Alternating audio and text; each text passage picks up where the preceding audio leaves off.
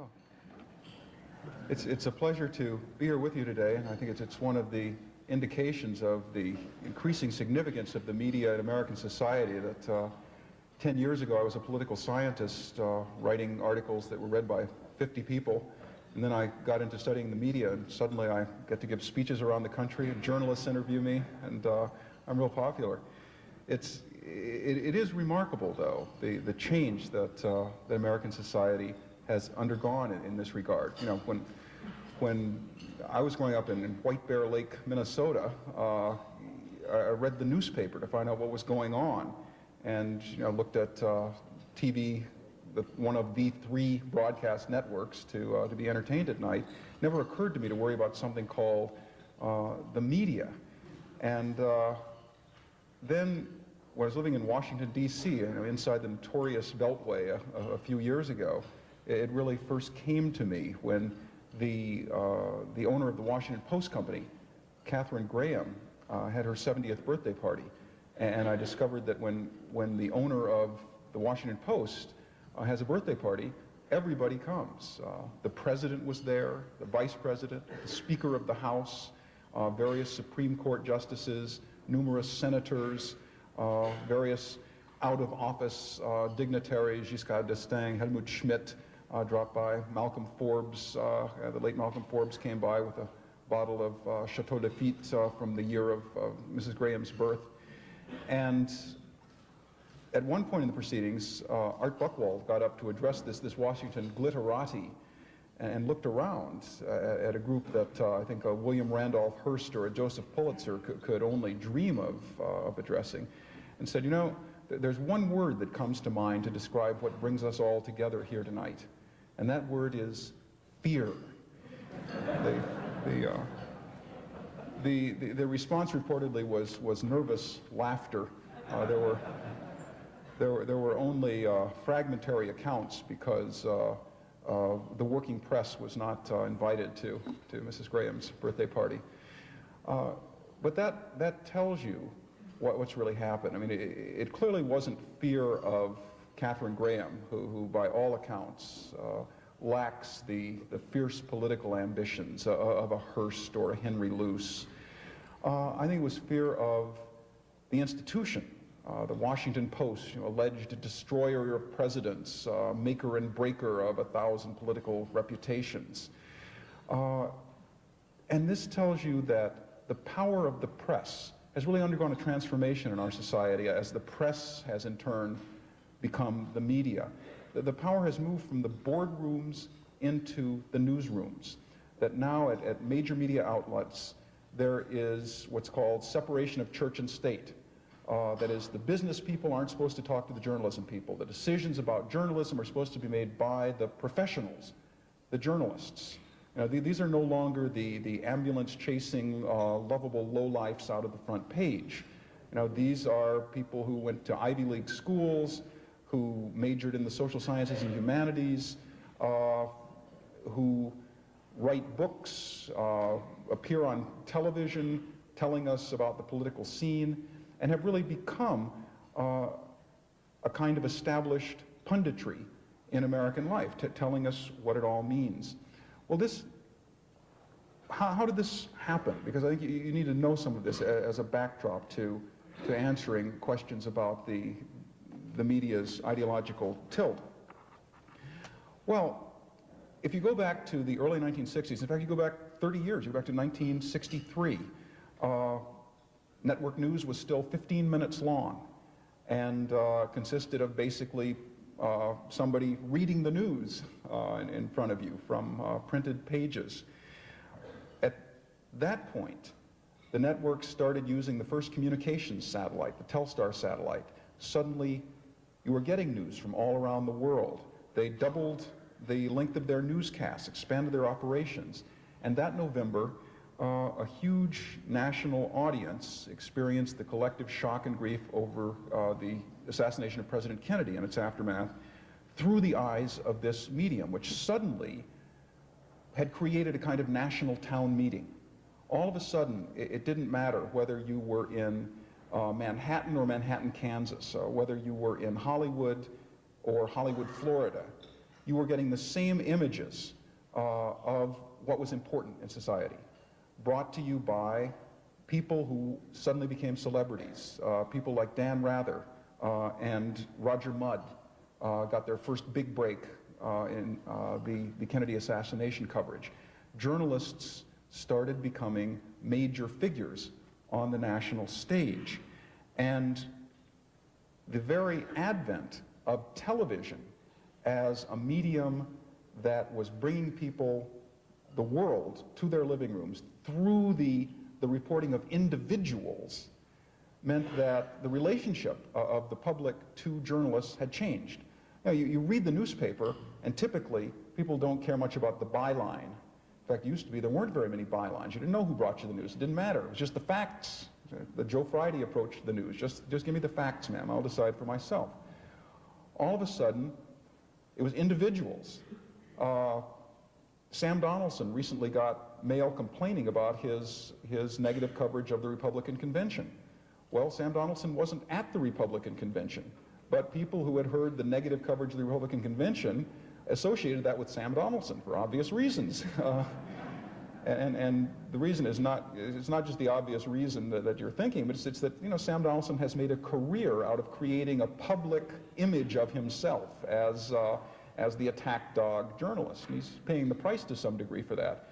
But the point is, he became a celebrity, he became a player in American politics by doing this, by using the medium to become a part of the new elite that controlled that medium, or that controlled the news flow through the medium. And ironically, the very advent of this new medium of television increased the influence of a small set of newspapers and magazines based on the East Coast that now are often called the prestige press, the New York Times, the Washington Post, the Wall Street Journal, the major news magazines,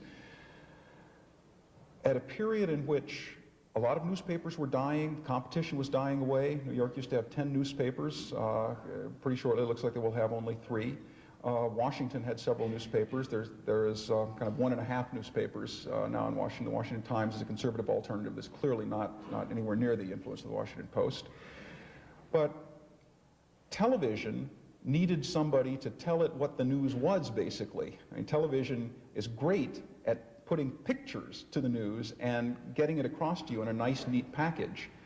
But they don't have major news-gathering operations. If you want to know, how does a television producer figure out what the news is going to be that night? He or she comes in and reads the Washington Post, the New York Times, the Wall Street Journal, the Wire Services, to tell them what the news is, what they should be running. And pick up a major newspaper that morning and look at the front pages, and you'll see a lot of what's going to be on the news that night, especially the feature pieces, the pieces that aren't necessarily news to everybody. That's where you get ideas. So what happened was news became centralized and nationalized. And all of a sudden, all of America was tied into the attitudes and perspectives of a relatively small group of individuals who, by a chance of historical development, technological development, had become extraordinarily important in American life.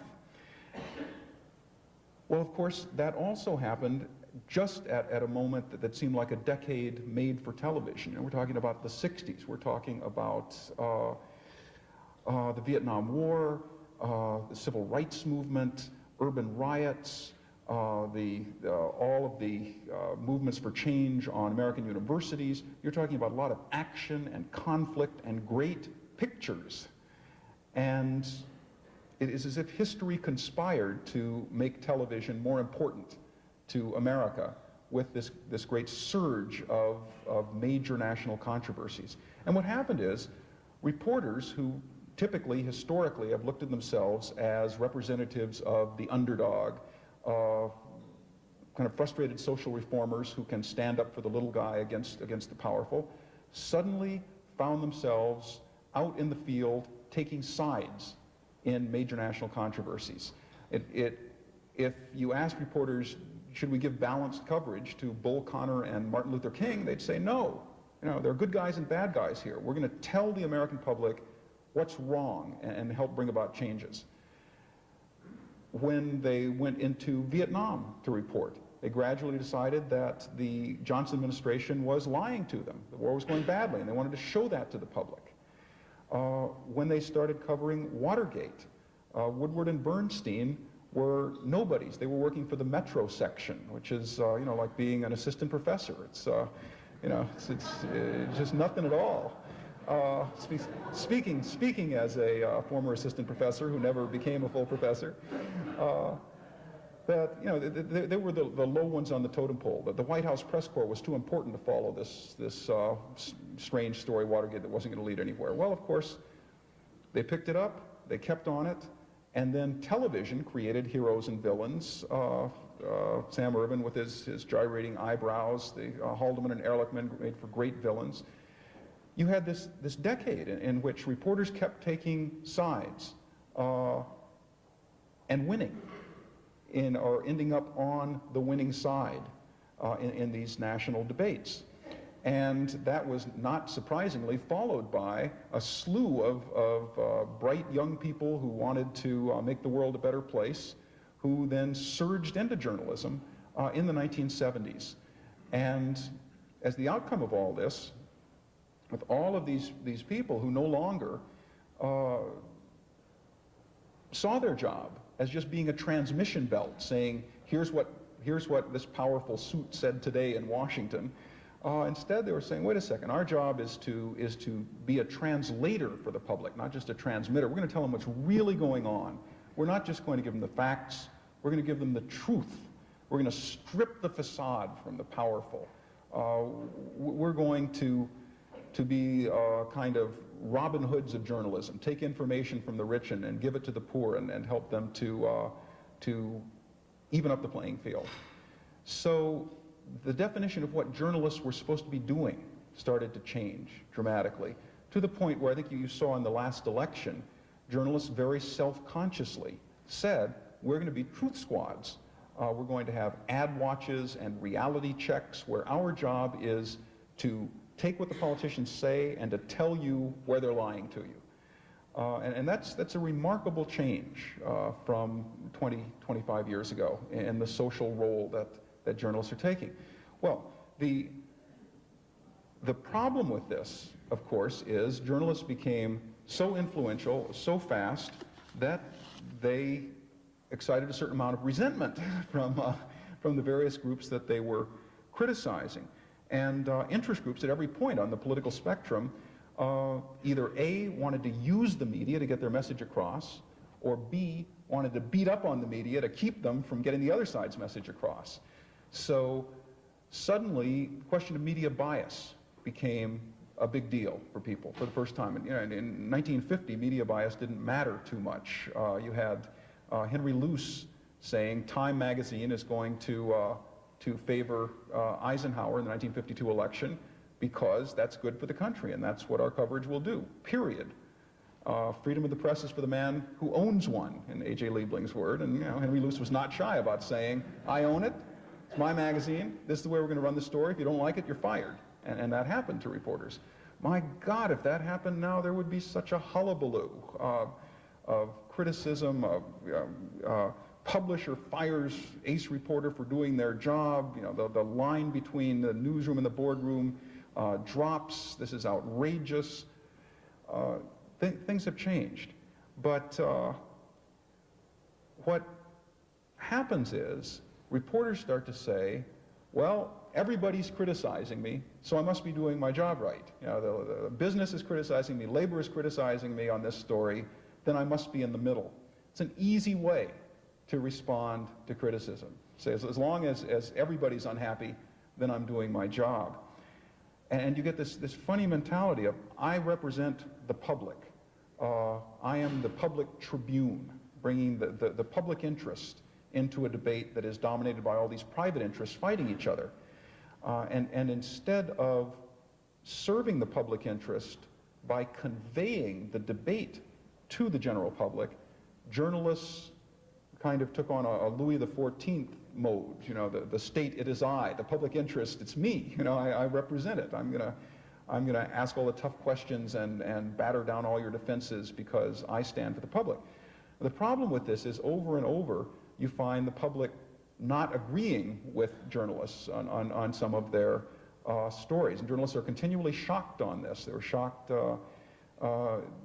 during the Grenada invasion when they were kept out and expected a public outcry, and it didn't happen because the public basically said, you know, we don't want you screwing up this military operation, and you know, we're happy to not have you there. There's a lot of soul searching on that, and there have been many occasions like that in which journalists assumed the public held the same conception of them as their representative that they themselves did, and that doesn't always happen. Now, in particular, conservative groups have long been critical of the press, and this has increased as I think the social relevance of journalists has increased, as they put themselves into the role of being on the political battlegrounds, being a player in the game of politics as well as the referee for everybody else. But the problem is, every time a conservative would say this, a journalist could validly reply, you're conservative, you want conservative news. Liberals want liberal news. I'm a journalist, I'm a professional, it's my job to get at the truth the best I can, whereas you have a partial and biased point of view. So on the one hand, people were complaining of bias in the media. On the other hand, journalists were responding, I'm the only one who's not biased. You know, it's my job not to be biased. Everybody else is biased. You want the news tilted in your direction. So the way I wandered into this minefield was to be part of a research project where we said, well, is there any way of actually testing this? Is there any way of getting hard information on what journalists bring to the stories that they cover, what attitudes and preconceptions, and whether this affects what they report? So what we did was to conduct a survey where we took a random sample, just like Gallup and Roper and Harris, but this time a random sample not of the general public, but of journalists at major media organizations, the Times and the Post and the TV networks and a few others, the key national media that we perhaps unwisely called the media elite, which was taken to mean media elitists, but by which we simply meant leading journalists. And we asked them, you know, who do you vote for? What's your own perception of your political views? How do you feel on a lot of issues? And it turns out that in fact, most journalists tend to be personally liberal. About 4 out of 5 tend to vote for the Democratic candidate in a presidential election. When asked, are you liberal or conservative, about 3 times as many say liberal as conservative. If you ask on particular issues, about 90% are pro-choice, 85% favor gay rights, 80% favor strong affirmative action for women and minorities. 2 out of 3 favor large-scale income redistribution. So in their personal attitudes, reporters tend to be liberal. And I think this isn't really all that surprising, but I think it was something that journalists felt obligated to deny because strategically it's not a good thing to concede a part of a debate in this way. So to some degree it was like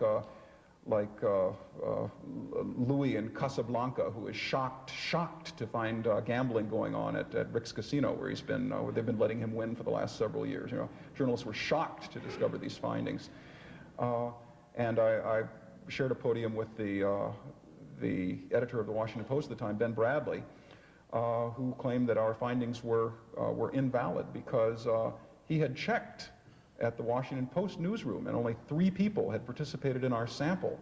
And I thought about this. This meant this man had gone around and talked to everybody in the newsroom at the Washington Post and said, did you participate? And I thought, what if some corporation had gone around to its employees and said, did you dare to participate in this? How would the Washington Post treat that, and how would he expect people to respond? And in fact, luckily, we had an independent research firm do this that were paid and kept records. They administered the interviews. So in fact, we had 30-something people at the Washington Post, or 27 or 8 people who had been afraid to tell Ben Bradley that they had been interviewed. But in any case, journalists were mad about this. And conservatives, I think, gleefully jumped on the bandwagon and said, aha, you've proven the media are biased. And of course, we hadn't. I mean, we'd proven what journalists' personal views were. But it still remained to see, does this influence their coverage? And that is a much more arduous task, a much more difficult question to answer, because you have to use, or at least I think the only way to do it is to use a technique that gets around the problem of any time you evaluate a journalist, it's your own bias. So what we did was to use a social science technique called content analysis, whereby you set up a system for assigning statements or comments in the news to different categories. You know, and you look at every single source who comes on, for example, the evening news, and what they say. What's the topic?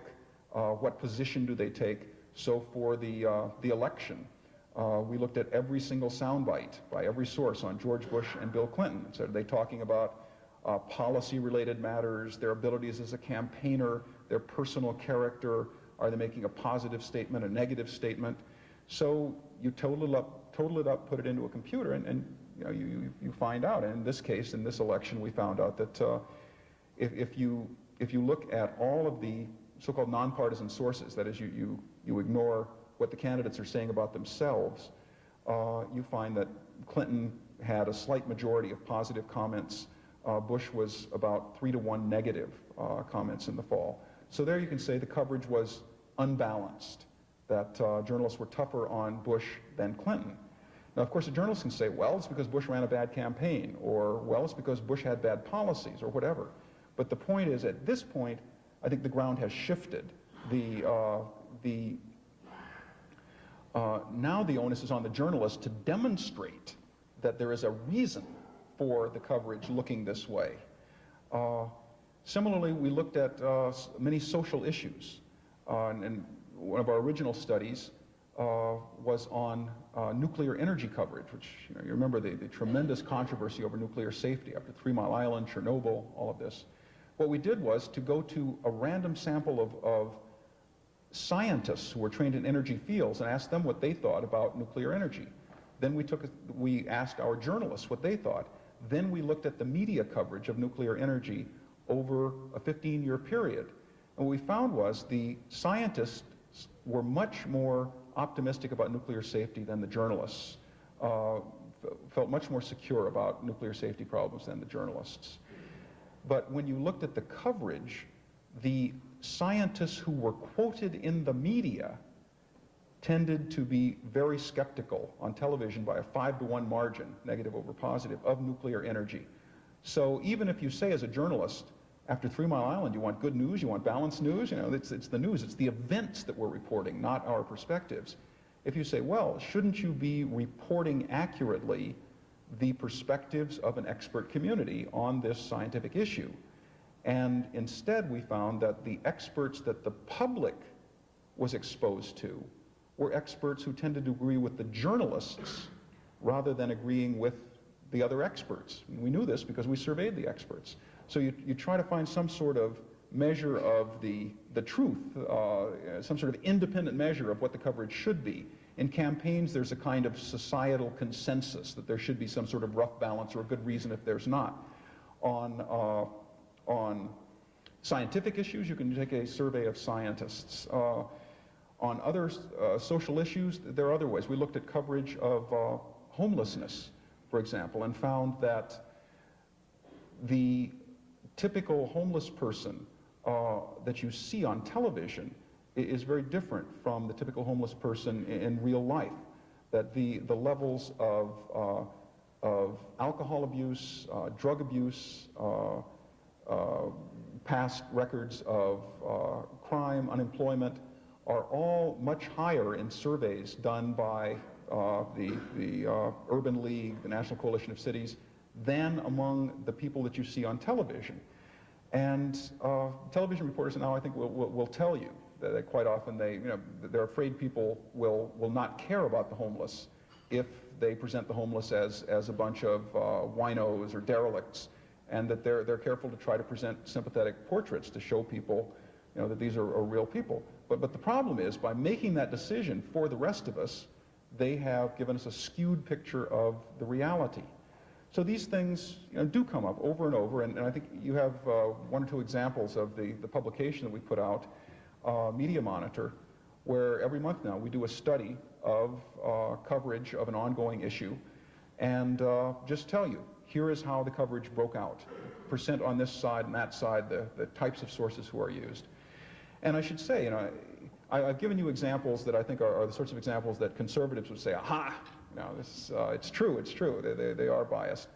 But there are examples that one would expect from this hypothesis to come out that don't. We looked at coverage of abortion and found that pro-life and pro-choice views were presented in roughly equal measure in major media. We found something interesting, that in the terminology, the term pro-choice tended to be used more than pro-life on the other side. It was pro-choice versus anti-abortion, which I think may reflect the pro-choice attitudes of the journalists. But there you're trying to say, aha, this tells me something about what they believe.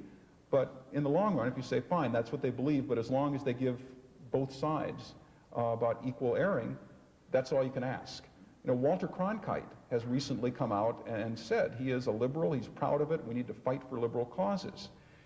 And my reaction was, that's great. For years I watched Walter Cronkite and I didn't have any sense that I was getting the liberal agenda. I mean, that's good news to me, that Cronkite feels these beliefs strongly, but his professionalism pushed them down so that he gave the news straight.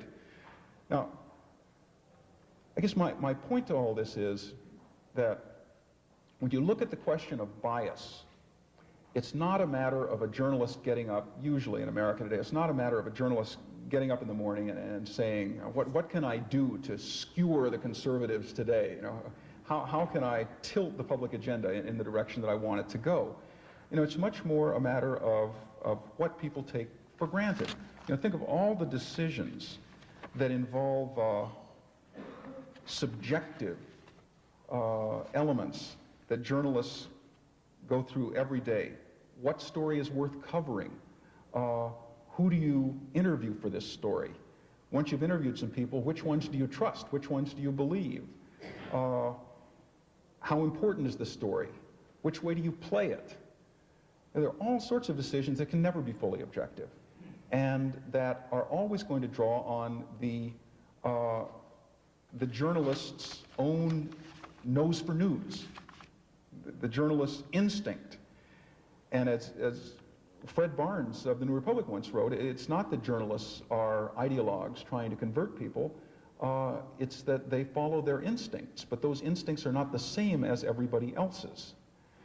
So I think what you have here is a situation in which a profession, for whatever reasons, happened to draw people from a liberal, cosmopolitan, progressive, whatever you want to call it, sector of society. This profession, for various historical reasons and technological reasons, suddenly becomes much more important to the society, plays much more of a role in setting the social agenda.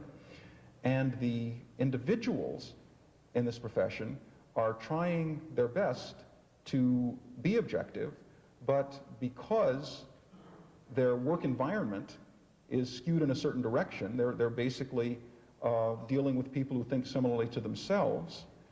Over time, on many issues, you're going to get a tilt in that direction. Won't happen all the time. It'll be a function of how careful the particular journalist is, how strongly they believe in the objective tradition of journalism. And indeed, this I think is changing to the degree that journalists are defining their mission as being more subjective than it used to be. Now, having said all this, I'd like to put in a caveat at the end, which is that I think the same sorts of historical developments and technological developments that created the problem, quote unquote, of the media, if not working a solution to the problem, are certainly bringing a change. In the early 1960s, the process of getting information to Americans became centralized and nationalized. Now, for the first time, I think it's becoming decentralized. And of course, it's becoming decentralized because of technological developments, satellites, cable. We will soon have 500 cable channel fiber optic systems that are tied into computers so that you can receive 500 channels, and I'm not telling you you're going to find 500 things to watch. You can't find enough things to watch now. But the point is, as the number of channels increases, the audience fragments. People start watching different channels. Therefore, it becomes profitable to aim your broadcast or your cablecast or your narrowcast at a smaller audience. Niche marketing, finding your little niche. So the same developments that created the mass audience in the national town meeting are now making it possible for subgroups and subcultures to have their own programming and get reinforcement of their viewpoints from news operations aimed at them. You have entrepreneurs like Pat Robertson, who took a local television show, 700 Club, and using the very same strategy and technology that Ted Turner did with CNN and TNT, discovered that he could pick his local broadcast up on a satellite, feed it to cable systems around the country, and bingo, he had a national network. And this sort of thing, of course, is becoming international networks as the European countries and other countries around the world start to deregulate their government-controlled press systems because they can't fend off CNN anymore either. They're having to try to compete. So I think you're seeing a breakup now of what was a temporary oligarchy of a few major organizations that could really define what the news was. And we're just on the verge of a much more open entrepreneurial phase of the media and of defining the news and of reaching an audience. And I don't know what that will be, but I know somebody else will have to study it, because when I have to study 500 different news broadcasts, that's way too much for me. So I think that before I even consider that prospect, I better stop here and open it up for questions. Thank you.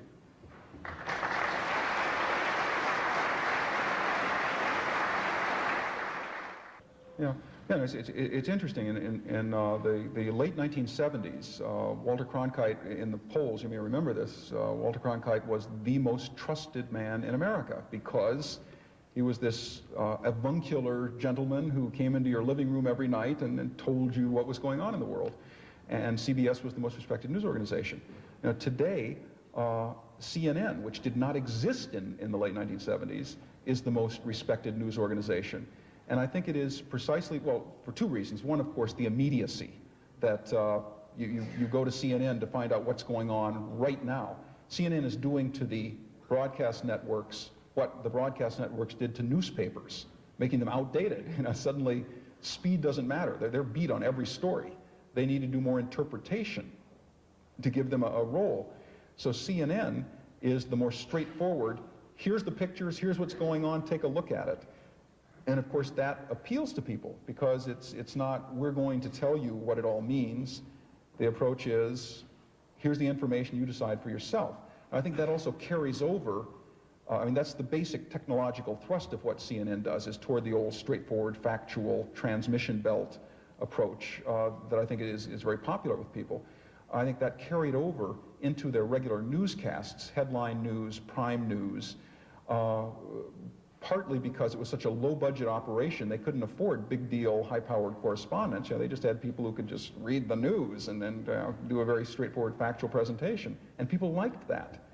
And my impression, although I have not done studies of CNN except with regard to the Gulf War because of how important they were. We just looked at prime news during the Gulf War and found the coverage in the ways we could measure was not any different from the three big broadcast networks. CNN was important in the Gulf War for very different reasons.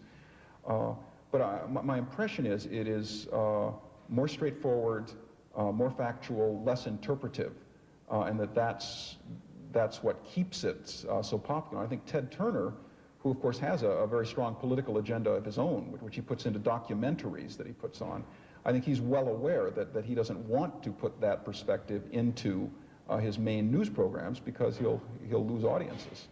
Yeah. Well, I'm just trying to figure out what you meant by even a graduate of Ashland University. That's your problem.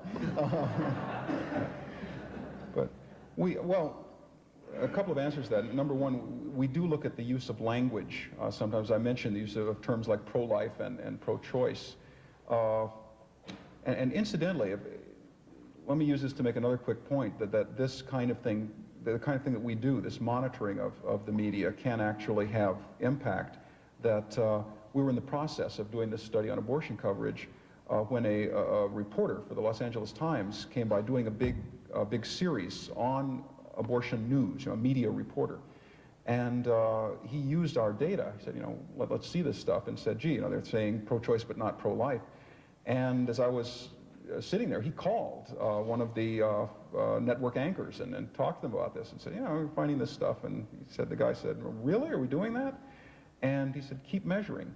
And we kept measuring, and they changed. They changed the terminology to abortion rights and anti-abortion.